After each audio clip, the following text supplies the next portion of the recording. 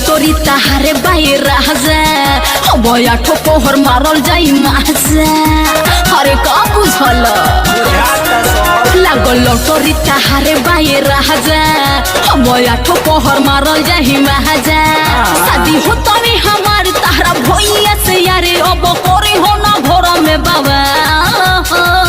अरे मर्डर करैबे कारे अरे ना हमके अपने बता दो जान हो बस अपने बता दो जान हो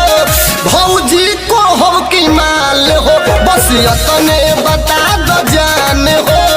भाभी को हम की माल हो अरे ई का कहत रे भाभी को हम की माल हो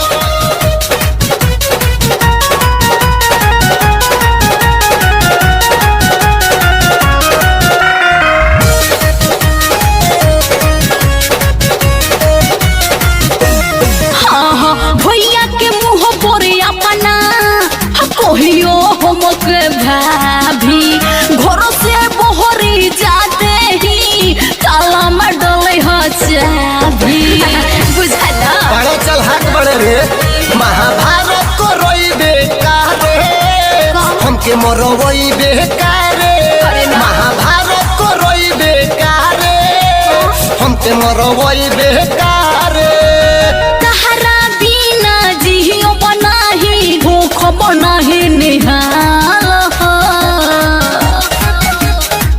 हमके अपने बता दो जान हो बस अपने बता दो जान हो भौजी को हम की माल हो बस अपने बता दो जान हो भाभी को हम की माल हो चल पागल भाभी को हम की माल हो भाभी को हम की माल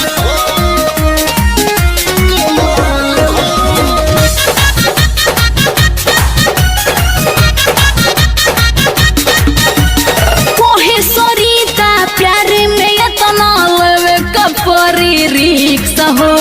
छोड़ल जवानी के तहराना में कोई लहबानी फिक्स हो समझला तोरे खेले पड़ी मजबूर रे मजा साजा में बदली कपूर रे तोरे खेले पड़ी मजबूर रे मजा साजा में बदली कपूर रे झूलो न झीलो खाली नामे के रहिए मुंह के सचुम है गाल हो हमके अपने बता दो जान हो बस अपने बता दो जान हो भौजी को हम की माल हो बस अपने बता दो जान हो भाभी को हम की माल हो अरे जो ठीक समझा।